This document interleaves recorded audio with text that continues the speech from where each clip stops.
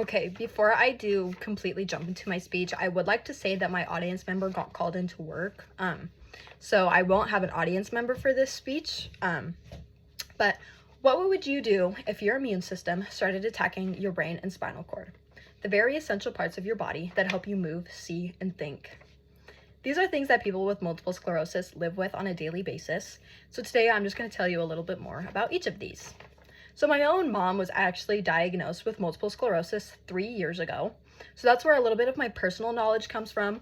But I have also attended doctor's appointments, neurological visits, and I've also read medical journals and articles to just gain more knowledge on this topic. But before I begin, I would also like to say that multiple sclerosis is not the same for everybody. So anything I tell you doesn't mean it's the same for everybody.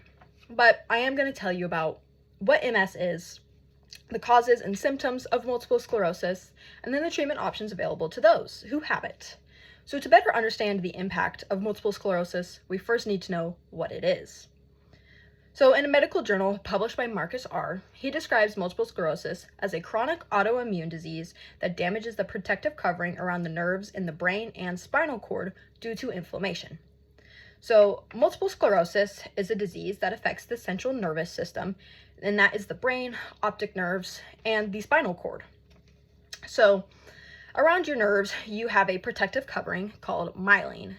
And what that does is myelin allows signals in the CNS to travel properly. So when that becomes damaged, the signals can't transpond, and then eventually the nerves may end up losing complete control or function. And that is caused due to what we would call flare-ups, or how they say here, inflammation.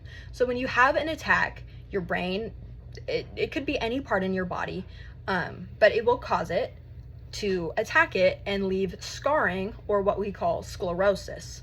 And it is a white tissue, and you'll see it really often in the brain, actually. There'll be white spots in the brain, and that's what we also call lesions, and that affects the signals throughout your whole body.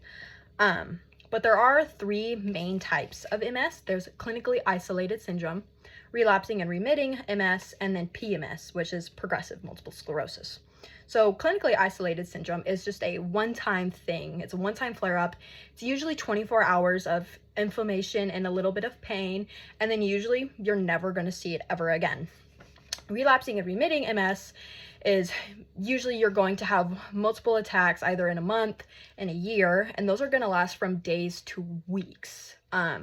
So most people, they can make a full recovery from this, but more than likely there are going to be lasting impacts from this type of MS. And then there is progressive multiple sclerosis, and this is honestly the worst out of all of them. So it is just rapid progression of the disease. So that means you're losing control of your motor functions, your speech.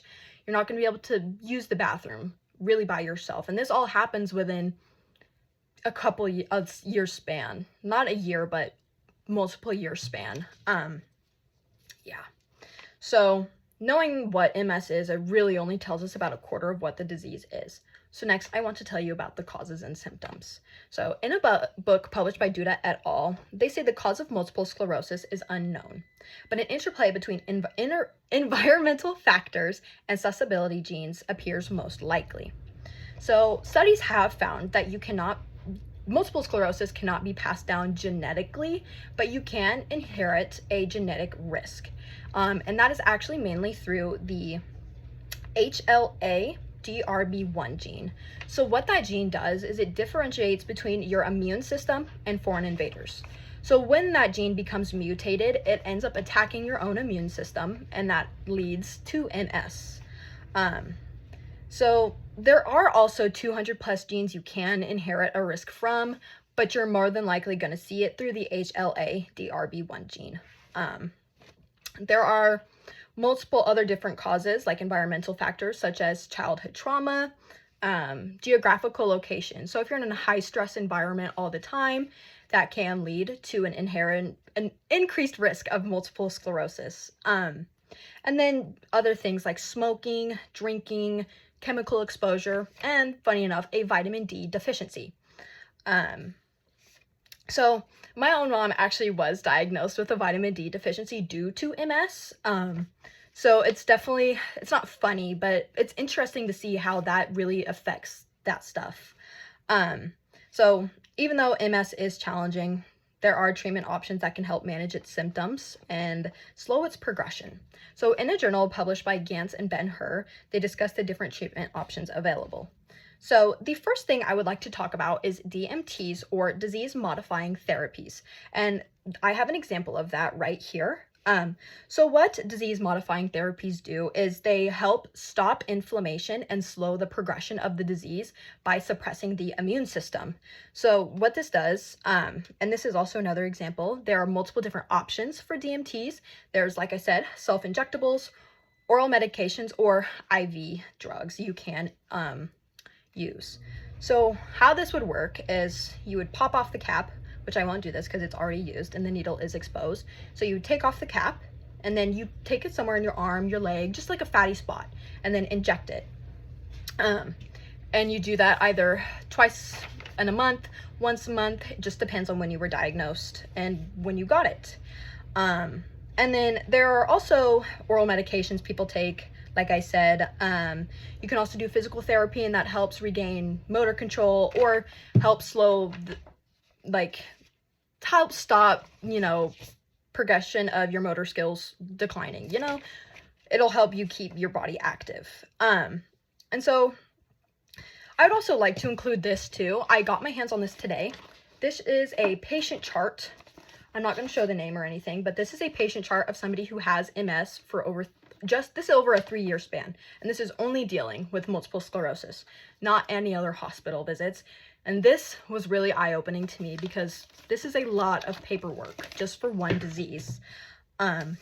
So even though there is no cure yet, treatment can give us hope for a future. So that brings us to my last thoughts. So as I said in the beginning, MS is a disease that targets the core makeup of our bodies, and I hoped to convey that in all of my information. So in my speech, I told you about what MS is, the causes and symptoms of multiple sclerosis, and then the treatment options available to those who have it. So even though there is no cure, advances in research do give us hope for a future where nobody will have to deal with its effects.